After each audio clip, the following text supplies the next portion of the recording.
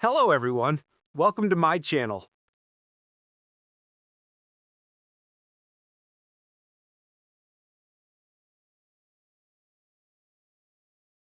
In the depths of northern Michigan, where pine trees stood like a wall and silence pressed heavy on the ears, I found my new job, a forest fire lookout. It wasn't just a job. It was a salvation from the city's hustle, from the endless noise, from faces I no longer wished to see. I thought that here, among ancient trees and wild trails, I could start anew, heal old wounds, and find peace. My lookout tower rose above the treetops like a lone sentinel, surveying the boundless green ocean. From the height, a breathtaking view unfolded. Gentle hills cloaked in forest, the river's glittering bends in the sun, and in the distance a misty haze obscuring the outlines of distant lakes. The first weeks were an idyll. I woke with the first rays of sun, breathed the clean, pine-scented air, drank coffee, watching the fog dissipate over the valley. My days were spent patrolling, checking trails, compiling wildlife reports, and evenings reading by a kerosene lamp, far from any light source but the stars. Solitude was my choice, and I relished it. Sometimes, when the wind carried the faint hum of a distant road, I'd recall my past life, but these memories quickly drowned in the rustle of leaves and the cries of night birds. The forest became my home, its sounds my music, its mysteries my new reality. But over time, the forest began to change. Or perhaps I began to change under its influence.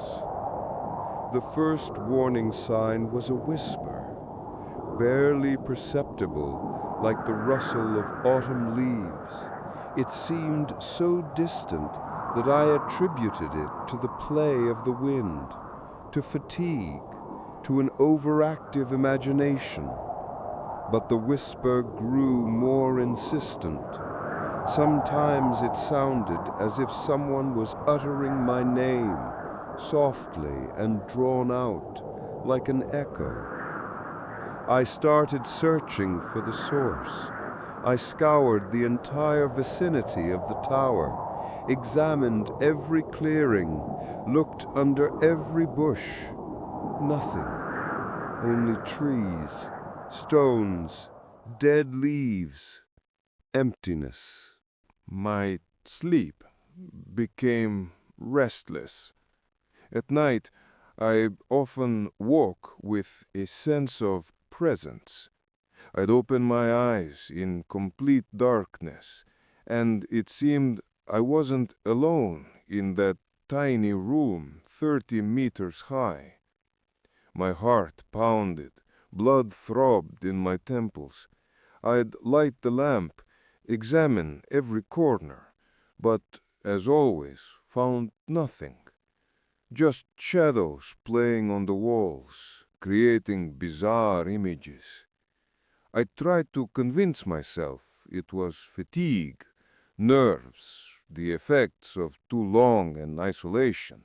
But one night, when the moon hung high above the forest, illuminating it with a ghostly silver light, I woke to a distinct sound.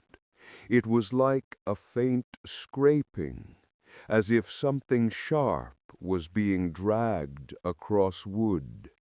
The sound came from below, from the base of the tower. Slowly, trying not to make a sound, I got out of bed. My heart pounded furiously. With trembling hands, I took my lantern and cautiously approached the window. Below, at the foot of the tower, I saw movement. Something black, formless, blending with the shadows of the trees. It moved slowly, methodically, as if carving something into the wood. I froze, afraid to move, afraid to breathe. My brain refused to comprehend what I saw. It wasn't an animal, not a person. Something else. Something that shouldn't have been there. I watched this creature for several minutes that felt like an eternity. Then it froze, raised something akin to a head, and looked directly at me. I thought I saw two glowing eyes piercing the darkness, filled with unfathomable, ancient malice. A chill ran through my body from that gaze. My hair stood on end. I stumbled back from the window, dropping the lantern. It shattered, plunging the room into pitch darkness. I spent the rest of the night pressed against the wall, not daring to move, listening to every rustle, every creak of the tower. I heard a faint scraping sound ascending the stairs. Then it stopped, and then silence, an ominous, oppressive silence. In the morning, when the first rays of sun broke through the treetops, I gathered all my will and descended. Approaching the base of the tower, I saw symbols carved into the wood. They resembled ancient runes, but distorted, sinister, as if etched by claws. And among them, my name, carved deep into the wood like a warning. Panic seized me. I knew I had to leave immediately, but something held me back. Curiosity? Fear? Or a feeling that there was no escaping it now? I began exploring the forest with a new purpose. I looked for signs, tracks, something that would explain what had happened. The more I searched, the more I found. Signs were everywhere. Branches broken in an unnatural way. Stones arranged in strange figures. Small piles of animal bones, neatly laid out in a specific order. The forest I had considered my sanctuary now seemed like a trap. With each passing day, the sense of presence grew stronger. I felt watched, as if thousands of invisible eyes followed my every step. At night, I heard footsteps around the tower, whispers that now spoke not only my name, but also unfamiliar voices I couldn't discern, but which held a threat. I tried to contact the outside world. My radio, which had worked flawlessly until then, began to malfunction. Crackles, static, voices distorted beyond recognition. Words that made no sense, but sounded ominous. I tried to explain what was happening, but no one heard me. or didn't want to hear. One evening, as the sun dipped below the horizon, painting the sky in blood-red hues, I sat by the window, gazing at the forest. At that moment, I saw them, numerous shadows moving between the trees. They were formless, but I knew it was them, those who scratched my name, who whispered at night, who watched me. They approached, slowly, relentlessly. I saw them emerge from behind the trees, their silhouettes becoming clearer, yet still distorted, inhuman. I froze, paralyzed by fear. My brain screamed, "Run!" but my body wouldn't obey. They surrounded the tower. I heard their footsteps, their whispers, which now turned into a cacophony, a mix of ancient languages, hisses, scrapes, sounds that turned the soul inside out.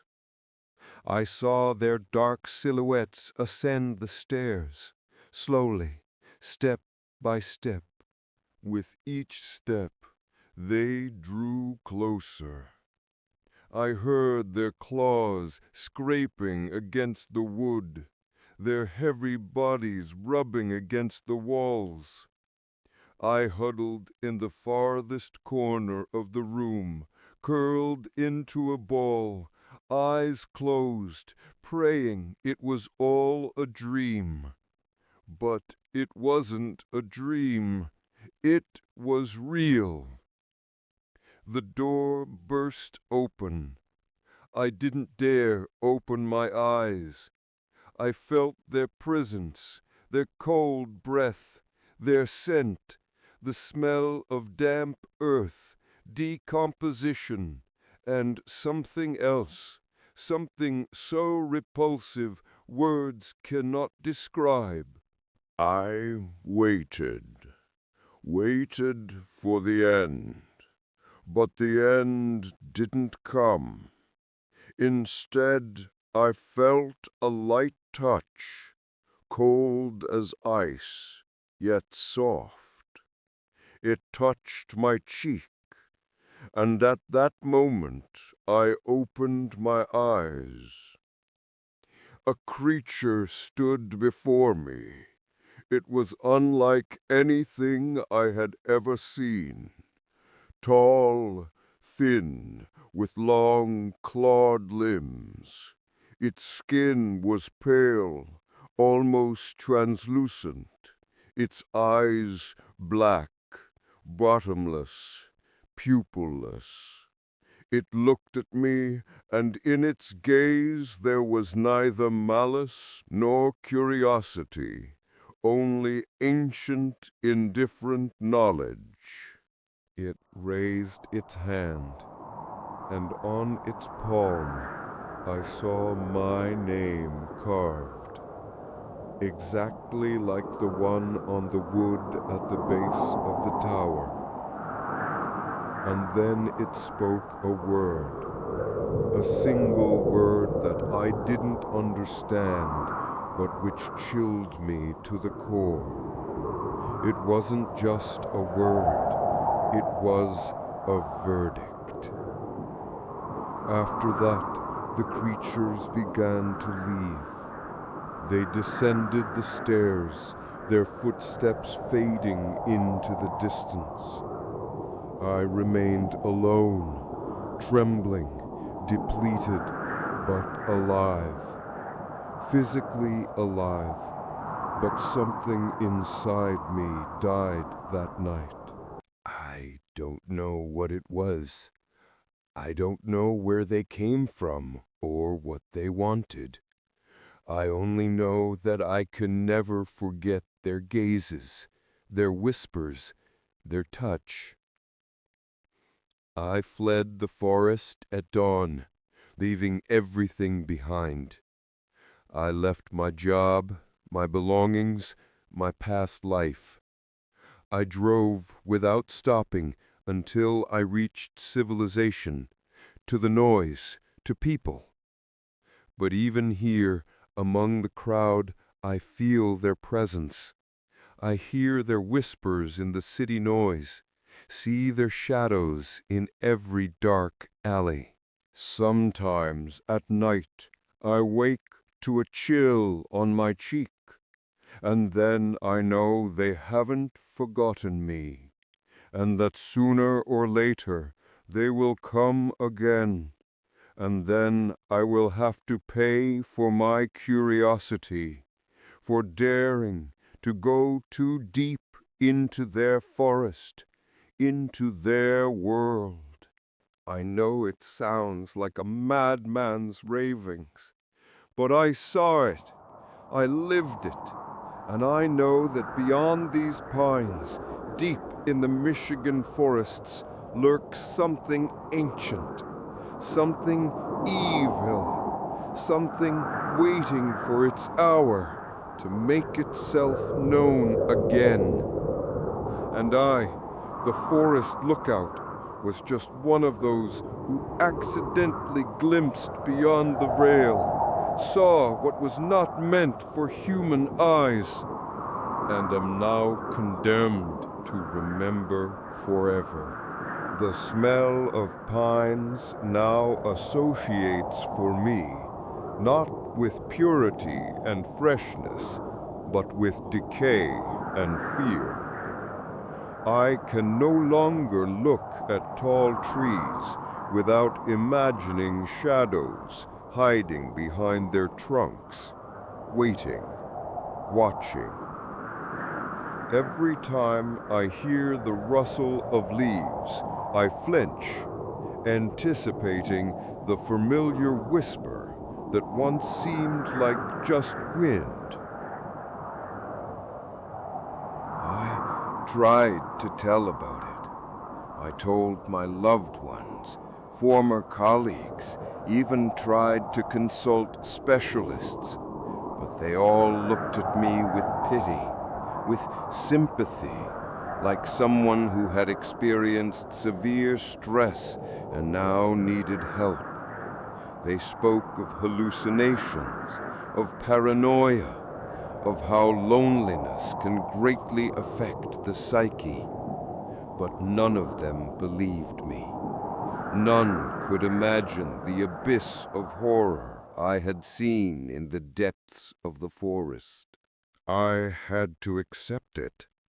Accept that I bear this burden alone, that my experience is my personal curse, which I cannot share with anyone. I live a normal life, go to work, socialize with people, try to appear normal. But inside me, fear constantly lives.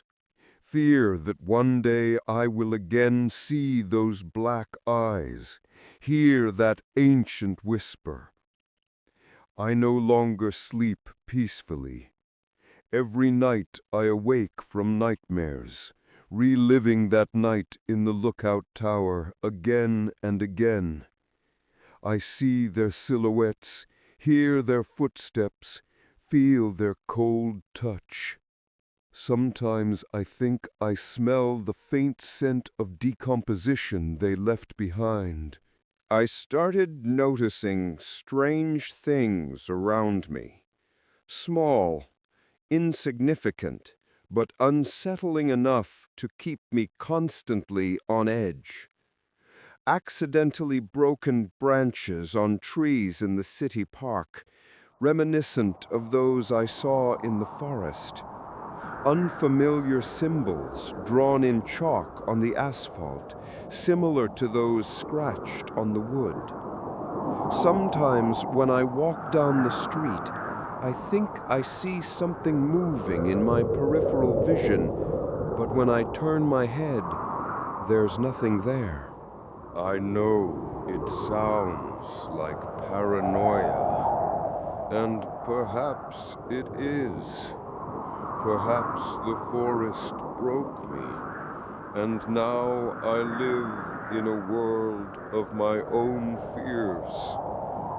But something inside me says that's not true, that they are real, that they left their mark not only on the tree, but also on my soul.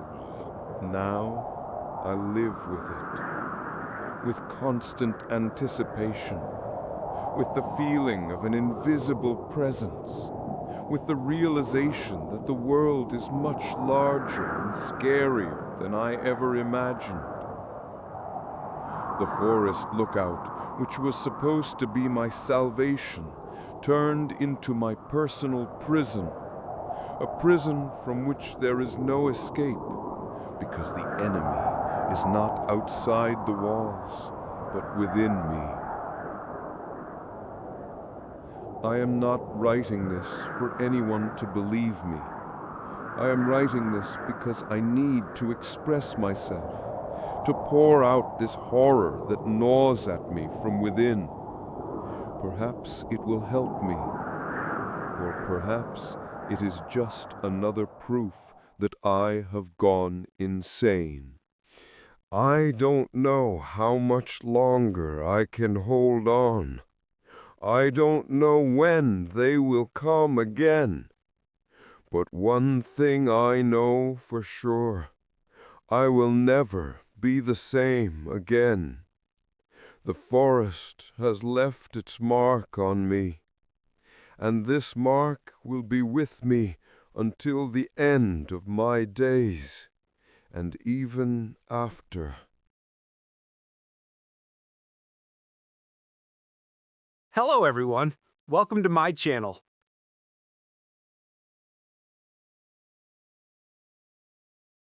The summer heat hung heavy as we drove into Blackwood National Forest.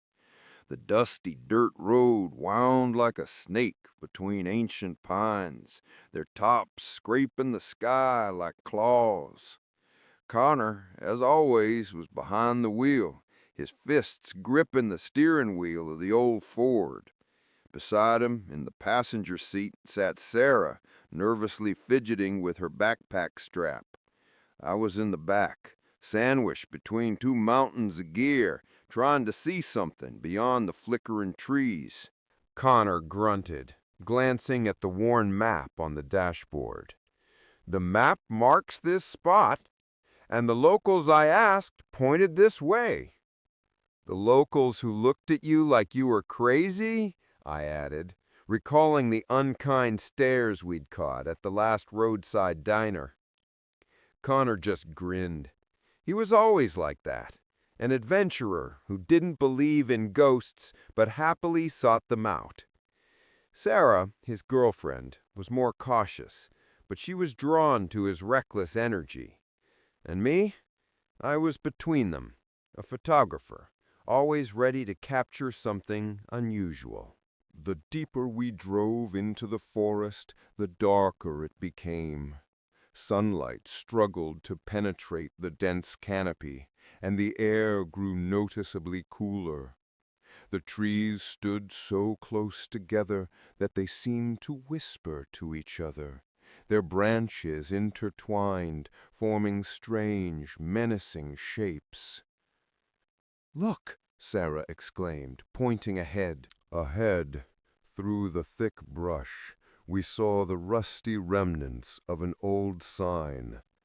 The inscription was barely legible, but we could make out Crow Ridge, private property, no trespassing.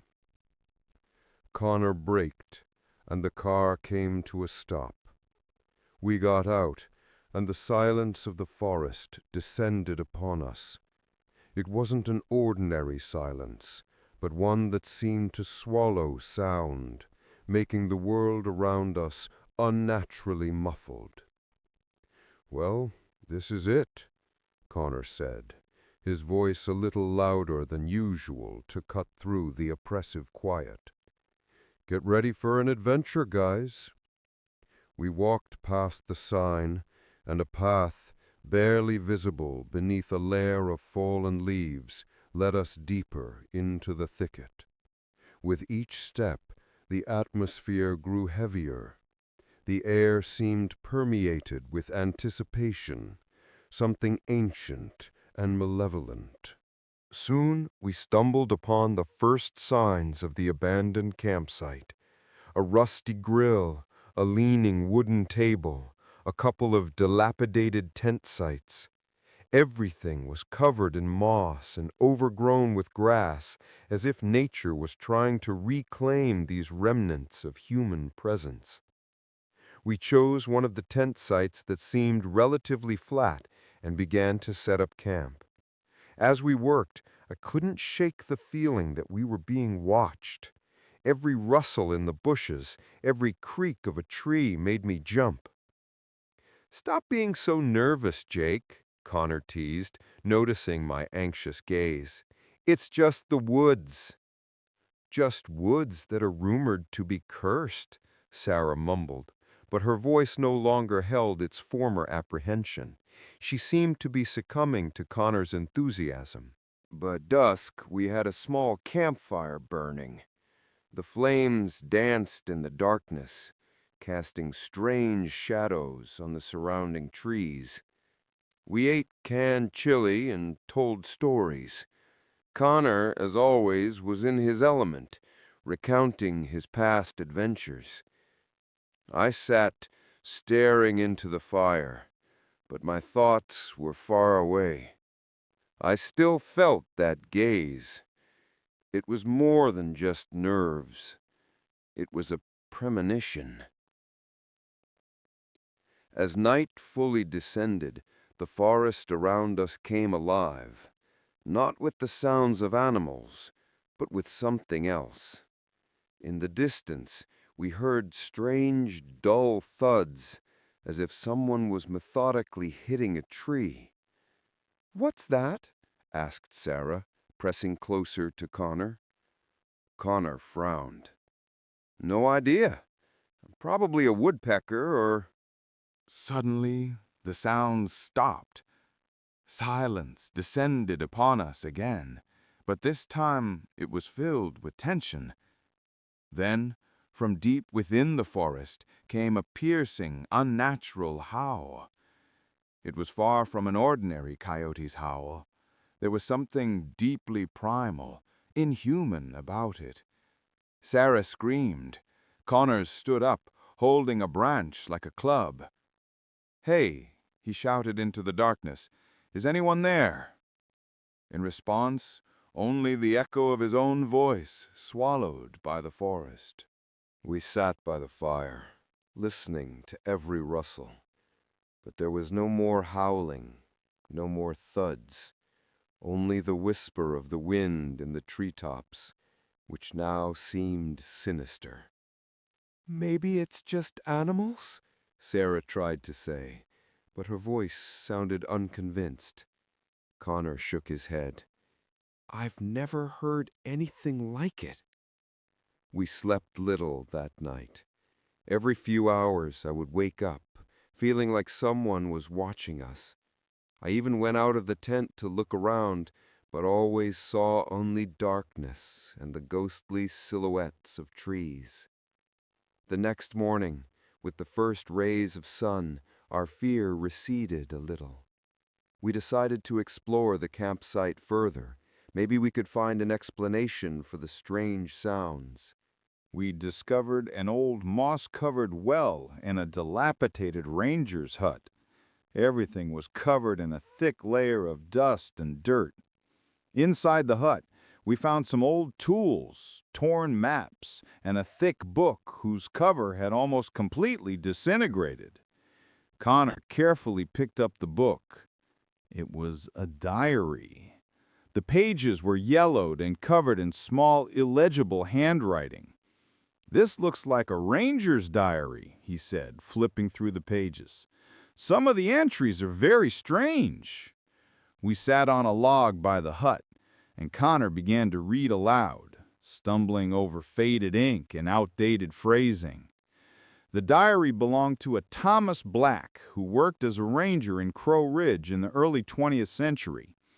At first, the entries were quite ordinary, about the weather, the condition of the trails, encounters with wild animals. But gradually, the tone changed. There were mentions of strange sounds, unexplained occurrences, and an invisible presence. August 12th, 1917. Those sounds again, as if someone is walking through the forest on two legs, but I see no one. The steps are heavy. The ground shakes. September 25th, 1917. Bill Johnson, who came here to fish, has disappeared. I found his boat, but no trace of Bill himself. No one believes it, but I feel it's connected to what dwells here. November 3rd, 1917. I saw it, for a moment, through the trees. A tall, dark creature that moves silently. Its eyes, they were like embers in the dark. It's not an animal. It's something ancient and evil. The last entry was written in shaky handwriting, and the ink was smudged as if the author was in a panic. December 15th, 1917. It came. It stands outside my cabin. I hear its breath. It knows I'm here. Can't write any more. If anyone finds this diary, run. Run from Crow Ridge. It... The entry broke off there. The last page was torn out. We sat in complete silence, stunned by what we had read. The ranger's diary was not just an old book. It was a dying message, a cry for help from the past. This is just a story, Sarah tried to say, but her voice was barely audible. Connor, who was usually so skeptical, looked pale. Too many coincidences. The howling, the thuds, and now this diary. I felt a chill run down my spine. Everything we had heard last night, all my premonitions, seemed to be confirmed by these old, faded words. We need to get out of here, I said, my words firm. Right now. Connor nodded. I agree. This place, it's wrong. We hastily packed up camp, our movements frantic. Every rustle in the forest made us jump. Every bush seemed to hide a threat. Every tree seemed to watch us. When we were almost ready, I heard something. A quiet, muffled chuckle that seemed to come from right behind our tent. It was so faint that I thought I had imagined it. But then it repeated, a little louder, and I saw the hair on Sarah's arms stand on end. Connor froze, his gaze fixed on the spot where the sound came from. "Who's there?" he shouted, his voice tense. The laughter stopped. Silence fell again. Then, from behind the tent, slowly, as if from nowhere, a dark figure emerged. It was a tall, slender creature with long, thin limbs. Its body was covered in dark, rough skin that seemed to absorb the light. The most terrifying thing was its face.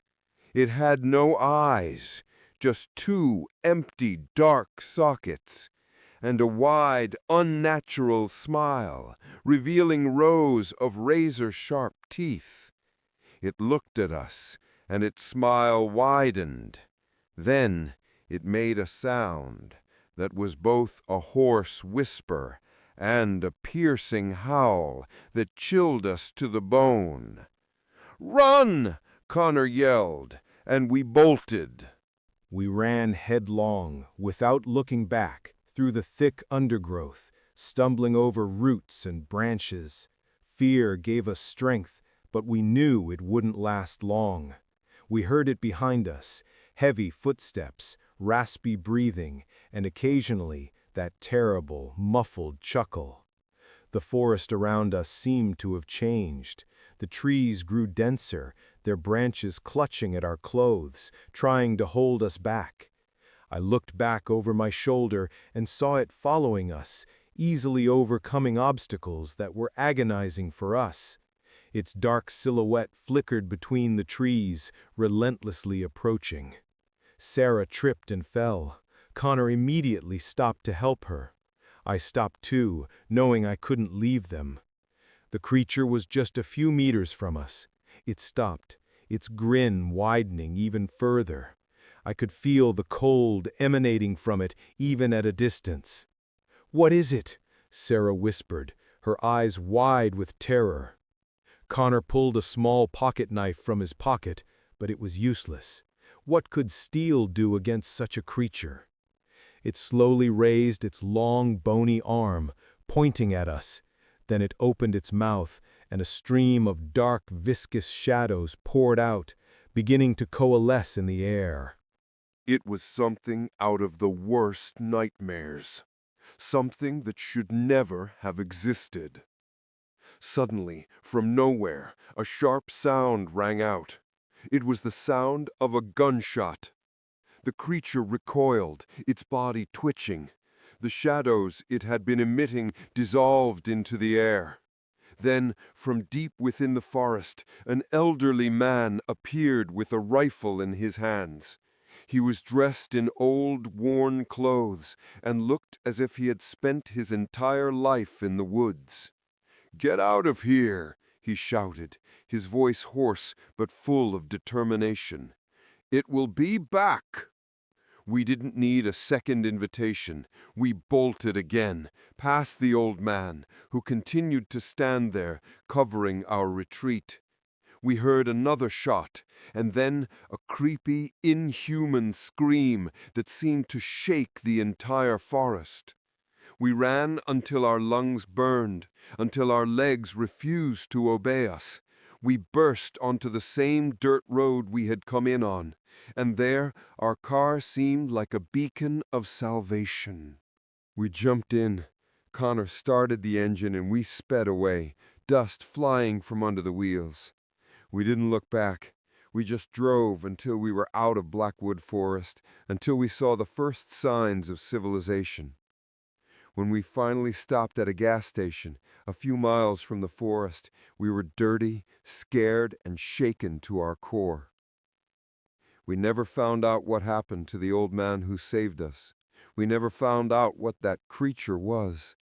But one thing we knew for sure: Crow Ridge was cursed, and we would never return to that forest again.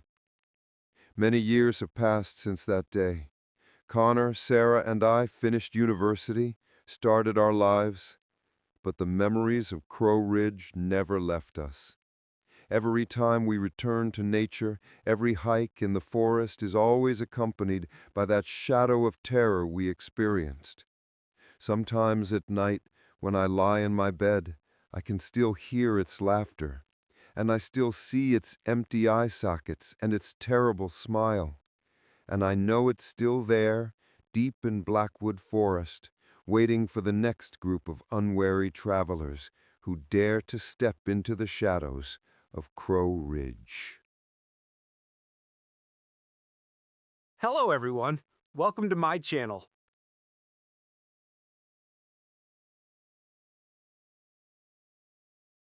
After that incident in Crow Ridge, our trio changed. Connor, once a reckless adventurer, became withdrawn and pensive. Sarah, always a bit nervous, grew almost paranoid, flinching at every rustle.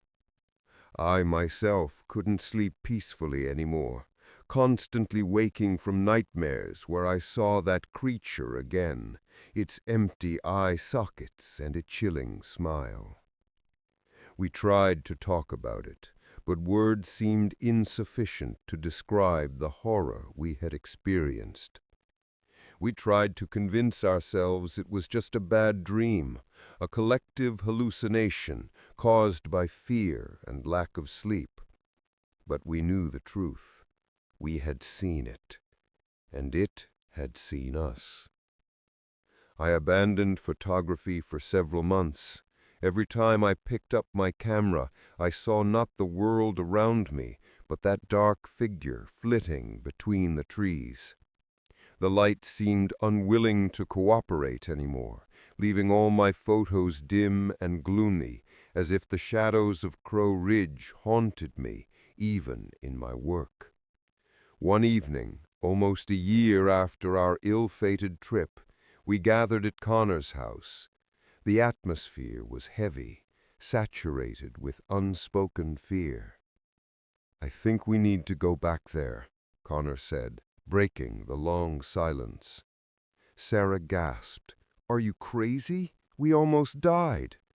"I know," Connor replied, his voice surprisingly calm. "I can't live like this anymore. I can't sleep. I can't think of anything but what we saw there. I want to understand what it was. I want it to end." I looked at him, trying to understand his motives. On one hand, I felt the same fear as Sarah. On the other, a strange, eerie obsession grew within me. What if what we saw wasn't just a monster, but something more?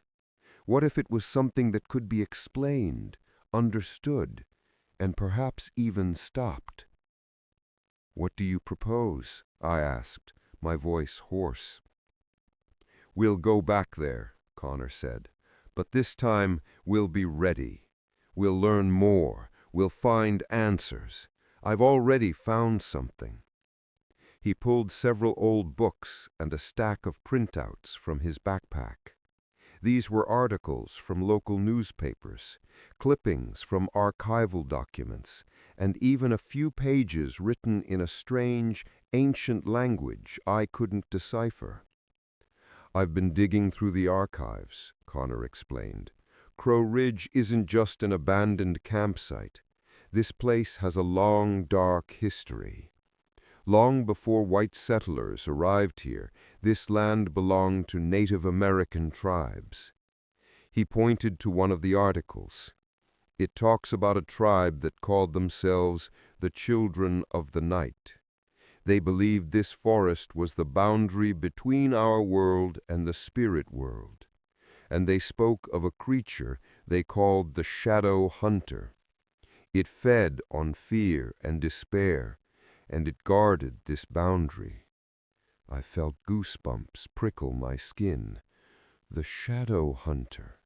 "Yes," Connor nodded. "The Native Americans feared it. They never dared to enter this part of the forest after dark. They believed that if you crossed the boundary, the Shadow Hunter would consume your soul." Sarah was pale. "But what about that old man, the one who saved us?" I asked myself the same question, and I think I found an answer. He's probably one of those who knows about this place. Maybe he's part of some cult trying to contain it. Or perhaps he's just a lonely old man who has lived in these parts for too long. I looked at the printouts. Among them were old photographs, blurry, grainy images of strange rituals, masked people dancing around bonfires. And in some of the photos, in the shadows in the background, I could discern something resembling the creature we had seen, blurred, almost invisible, yet discernible. We spent the next few weeks preparing. Connor gathered information, Sarah learned to use flares and self-defense tools, and I, overcoming my fear, began photographing again. I wanted to capture this creature if we saw it again. This time, I wanted to be ready. I even bought a special infrared camera to see in the dark. We bought new equipment, powerful flashlights, walkie-talkies, and even a few silver amulets that, according to Connor, could help ward off evil spirits. He found this information in one of the old Native American texts. "This is madness," Sarah repeated, but her voice no longer held the hysteria it once did. Only despair and resignation were audible. She knew Connor couldn't be stopped, and neither could we. We returned to Crow Ridge 2 months later. It was early autumn, and the forest was full of bright colors, but to us it was still dark and menacing. We drove in a different car to avoid attracting attention, and this time we were dressed in camouflage, like real hunters. We left the car some distance from the old sign and walked. The silence of the forest was as oppressive as the first time, but now we were ready for it. This time we didn't set up camp in the old clearings. Instead, we found a small cave hidden deep in the forest and equipped it as a shelter. We placed cameras around the perimeter and installed infrared motion sensors. We were ready for war. The first few days were calm, too calm. We roamed the forest, exploring it, looking for tracks, clues. We found several ancient Native American artifacts, pottery shards, arrowheads, strange carved stones. Sometimes we heard distant sounds, similar to what we had heard the first time, dull thuds, strange whispers. But they were far away, and we were ready. We didn't panic. On the 4th night, as we sat in our cave preparing for sleep, one of the motion sensors activated. A blurry, dark image appeared on our small monitor.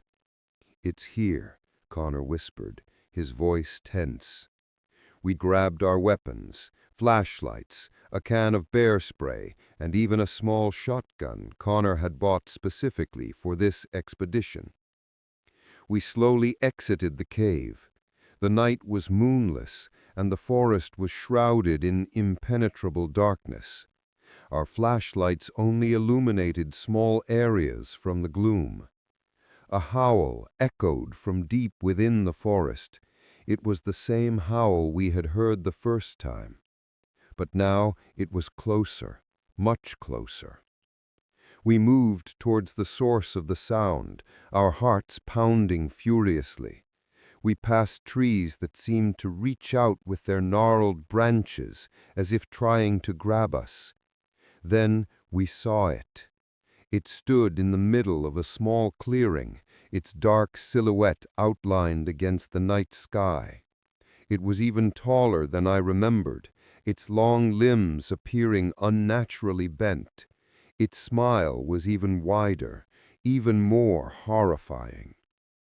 "The Shadow Hunter," Connor whispered. We raised our flashlights, aiming them at the creature. I turned on my infrared camera, hoping to capture it. The creature didn't move. It just stood there, staring at us with its empty eye sockets. A chill emanated from it, a sense of ancient evil. Then, from behind it, from the shadows of the trees, others appeared. First one, then two, then three. They were like the Shadow Hunter, but smaller, thinner. They were its children, its servants. "There are many of them," Sarah whispered, her voice filled with panic. Connor raised the shotgun. "Don't come closer," he shouted. The Shadow Hunter took a step forward, then another, and another. Its servants began to surround us, their movements swift and silent. I pressed the shutter button on my camera, capturing this terrifying moment. The camera clicked, but I paid no attention. Connor fired. The loud report of the shotgun shattered the night's silence. One of the Shadow Hunter's servants fell, black viscous shadows erupting from its body, only to dissipate immediately. But that didn't stop the others. They continued to approach, their empty eye sockets fixed on us. The shadow hunter let out a low guttural growl. It was an inhuman sound, full of rage and ancient malice. I raised my camera and took another shot. The flash illuminated the darkness, and for a moment I saw something that made me... I raised my camera and took another shot. The flash illuminated the darkness, and for a moment I saw something that made me shudder. In the background, behind the shadow hunter, I saw many other shadows coalescing in the air. These were not just its servants. These were the souls of those it had consumed, their distorted faces visible for a moment before dissolving back into the darkness. "They're here," I whispered. "All of them are here." Connor fired again, but his ammunition was quickly running out. The shadow hunter's servants were already very close, their long, bony arms reaching for us. Sarah screamed and threw a flare. The bright light illuminated the clearing, and for a moment the creatures recoiled, their shadows dancing on the trees. The shadow hunter let out another piercing scream, and the creatures charged at us again. We knew we had lost. We were trapped. Suddenly, from the bushes, another shot rang out, and another. We turned and saw the same old man who had saved us last time. He stood there, his rifle smoking, and several of the shadow hunter's servants lay on the ground, their bodies dissolving into shadows. "Run!" he shouted. "I'll hold them off." We didn't wait. We fled, but this time we knew the old man couldn't save us. This was something more than just a man with a gun. We ran until we were exhausted. We didn't look back. We just ran until we reached our car. We jumped in, Connor started the engine, and we sped away. On the road, as we were leaving the forest, I saw something in the rearview mirror that made me gasp. The shadow hunter stood in the road, its silhouette visible against the setting sun. Its smile was even wider, and I could have sworn I saw a glint of malice in its empty eye sockets. We didn't stop. We drove until we were far from Blackwood Forest, until we saw the first signs of civilization. We never returned to Crow Ridge again, and we never saw the old man again. But this story doesn't end here, because Crow Ridge isn't just a place, it's a portal. And the shadow hunter isn't just a monster, it's a guardian that watches over the boundary between our world and the spirit world.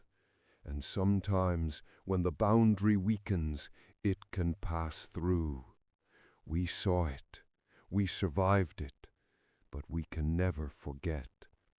And sometimes at night, I still hear its laughter, and I know it's still there, deep in Blackwood Forest, waiting for the next group of unwary travelers who dare to step into the shadows of Crow Ridge. And I know that if you ever hear the whispers of ancient spirits in the forest, you'd better run, because the shadow hunter will always find you. Hello, everyone. Welcome to my channel. Halloween night descended upon the small town of Ravenswood, enveloping it in a blanket of fog and foreboding. The air was filled with the scent of fallen leaves and a faint aroma of witchcraft. Jack-o'-lanterns glowed in every home, their mischievous lights casting dancing shadows on the windows. And children in a variety of costumes, from friendly ghosts to bloodthirsty vampires, cheerfully roamed the streets, knocking on doors in search of sweets. But not for everyone was this night filled with carefree fun. In the old dilapidated mansion on the outskirts of town, known as Blackwood Manor, young Emily felt a chill run down her spine that had nothing to do with the autumn coolness.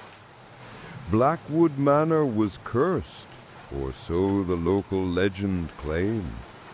Rumors spoke of strange sounds emanating from its walls, of shadows flitting in the windows, and of the inexplicable disappearance of its last mistress, Lady Eleonora Blackwood, many years ago.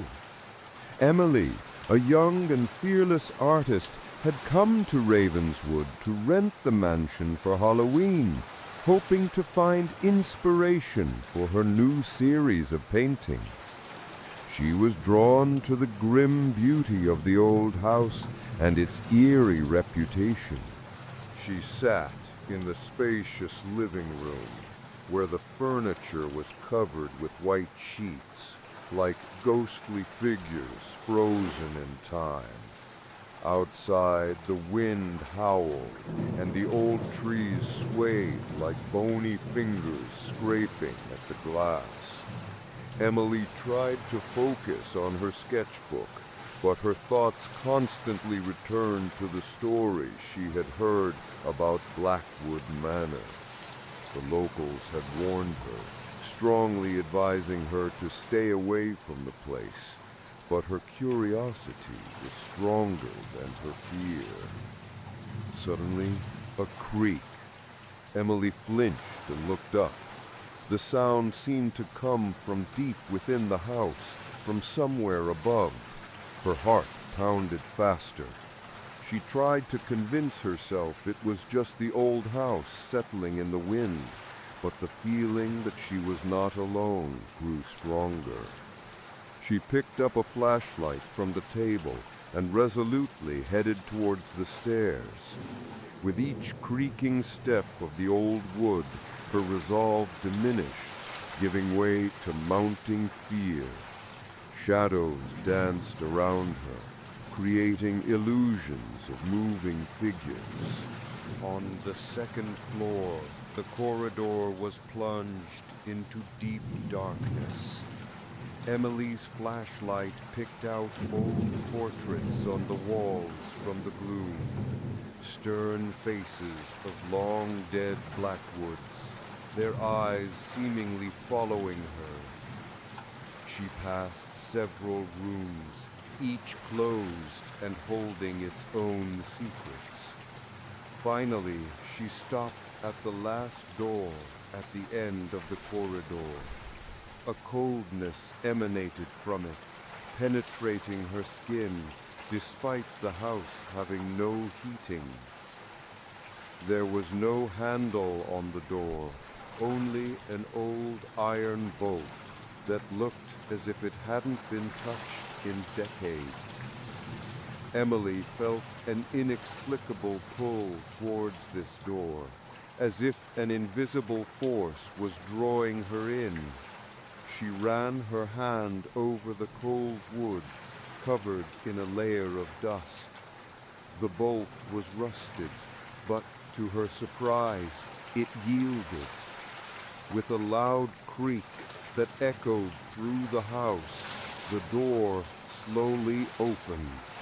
A musty smell erupted from the room, a mixture of old dust, mold, and something else, something more sinister that made Emily recoil. She aimed the flashlight beam inside. The room was absolutely empty, except for one item, an antique mirror in a carved frame standing in the corner. Its surface was cloudy and covered in cobwebs, but Emily felt that the essence of the house's mystery lay within it. She She cautiously entered the room, her footsteps barely audible on the dusty floor. Approaching the mirror, she tried to wipe away the cobwebs, but they seemed to be part of its very surface.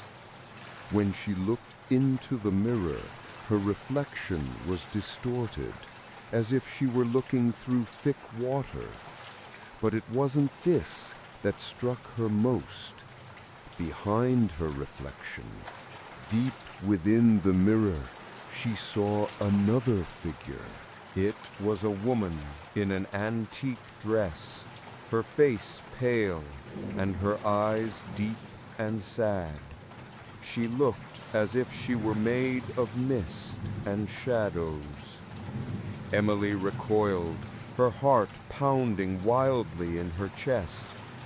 This was the ghost of Lady Eleonora Blackwood, the house's vanished mistress. The ghost was silent, but its eyes seemed to plead for help.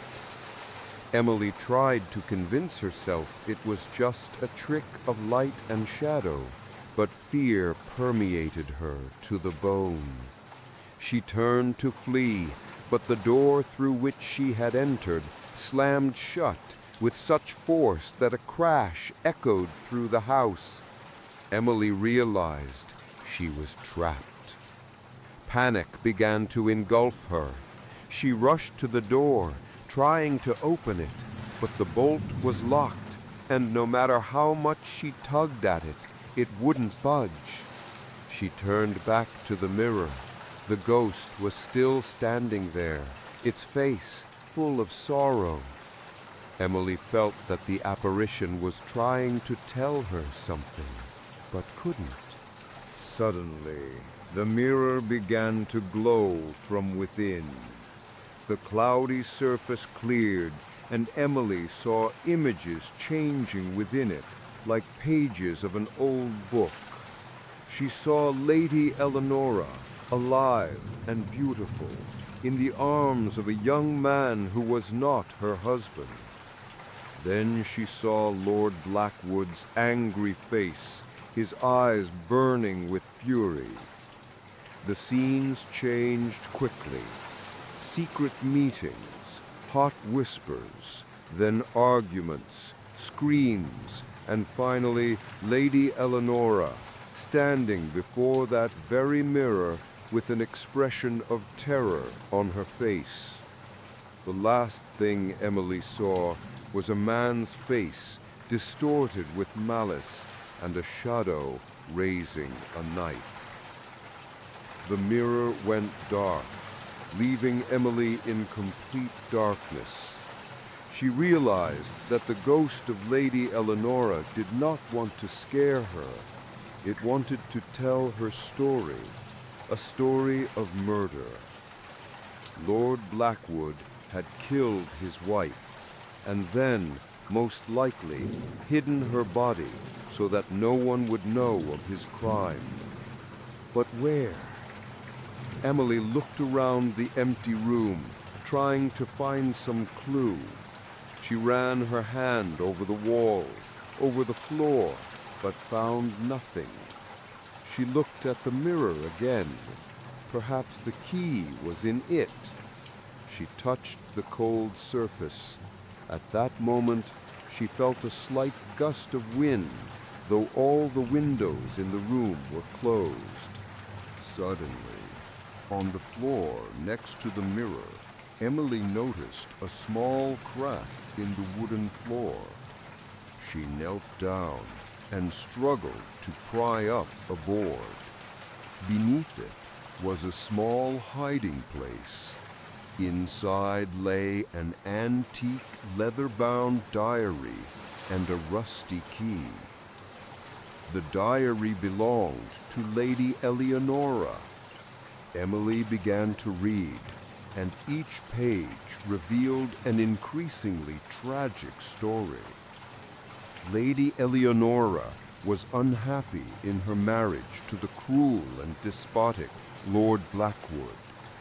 She found solace in the arms of a young gardener. and their love blossomed in secret. But their affair was discovered, and Lord Blackwood, driven by jealousy and fury, coldly murdered his wife. The last entries in the diary were written in a trembling hand, describing her fear and premonition of doom. She wrote that her body would be hidden in a secret room in the basement, the key to which she had hidden. Emily picked up the key. It was heavy and cold. She looked at the door. Perhaps this key would open it. She tried to insert it into the lock, but it didn't fit. It wasn't a door key. It was meant for something else. She reread the last lines of the diary. A secret room in the basement. The basement. Emily realized she had to get to the basement. But how to get out of this room? She rushed back to the door, banging on it and shouting, but no one answered. The house was empty, and her cries were swallowed by its dead silence. As hope began to abandon her, she noticed something else. On the wall next to the mirror, beneath a layer of dust, was a faint drawing, a small engraving depicting this very house, and on the engraving, a secret passage was shown, marked by a small arrow. Emily ran her hand over the wall at the indicated spot. A small protrusion was felt under her fingers. She pressed it, and a part of the wall slid away, revealing a narrow, dark passage. Emily, without hesitation, entered it. The passage was dusty and narrow. The air within was heavy and stale. She walked forward, illuminating the way with her flashlight, until she found herself before a spiral staircase leading downwards. She descended cautiously, each step creaking under her feet. Finally, she found herself in the basement. The basement was vast and gloomy, filled with old furniture, boxes, and dusty coverings.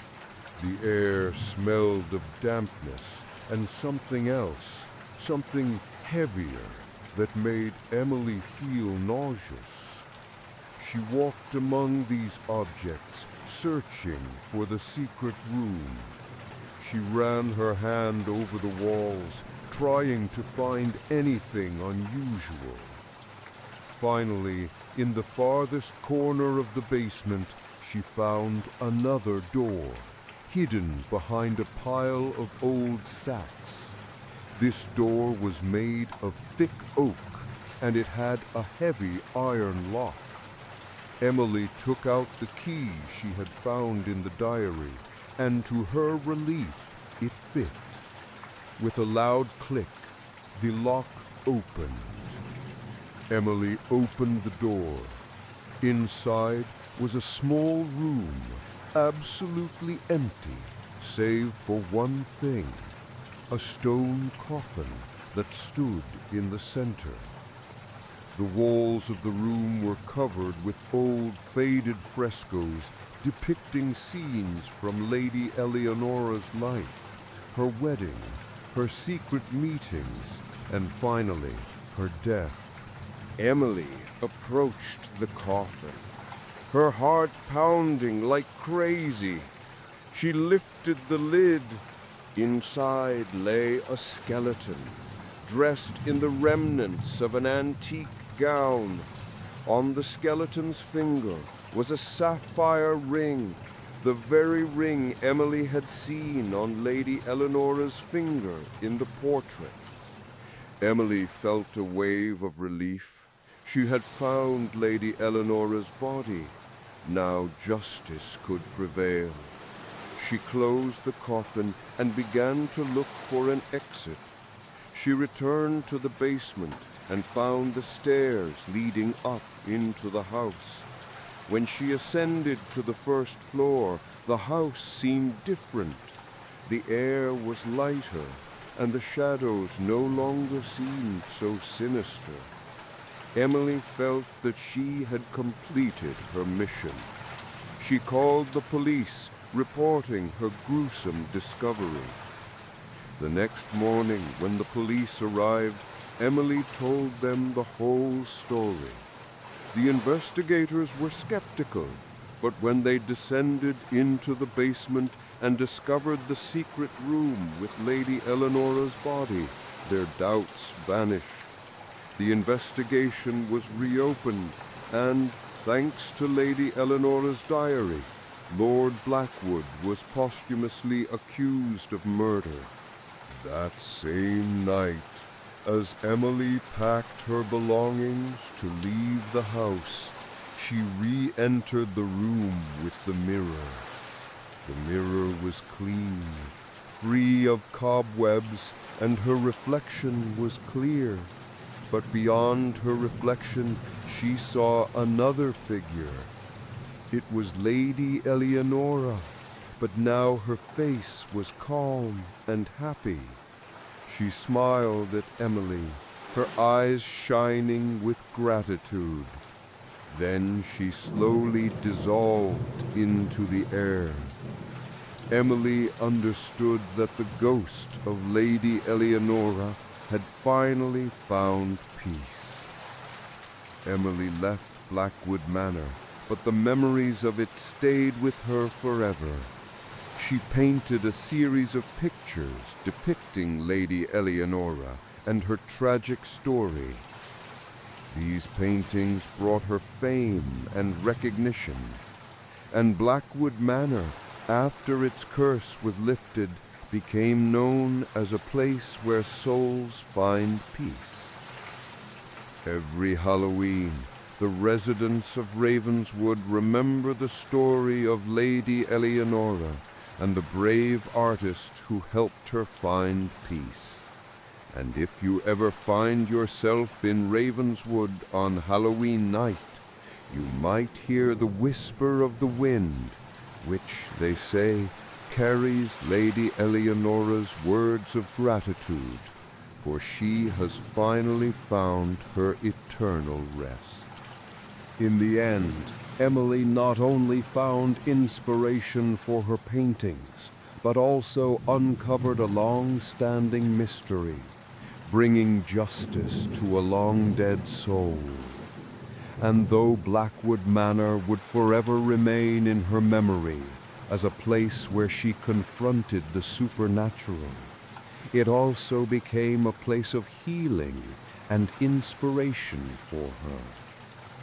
Thus, the scary Halloween story ended not just with fear, but with a victory over injustice and the finding of peace for those who had long awaited it. Emily, a young artist, proved that even in the darkest places, light can be found, and even the oldest mysteries can be uncovered if one has enough courage and determination. And since then, every Halloween, when the jack-o'-lanterns are lit in Ravenswood and children in costumes run through the streets, knocking on doors, some of them, passing by old Blackwood Manor, feel a gentle breeze, as if an invisible hand touches them, reminding them of those who lived and died in that house, and of the one who helped them find eternal peace. Emily returned to her studio, but not as the same person. The experience at Blackwood Manor had changed her. Her paintings became deeper, filled not only with beauty, but also with wisdom gained from confronting tragedy and mystery. She became a voice for those who could not speak, and her art became a bridge between worlds. Blackwood Manor, once a place of fear, was transformed into a symbol of hope and retribution, thanks to an artist who dared to look beyond the veil of mystery.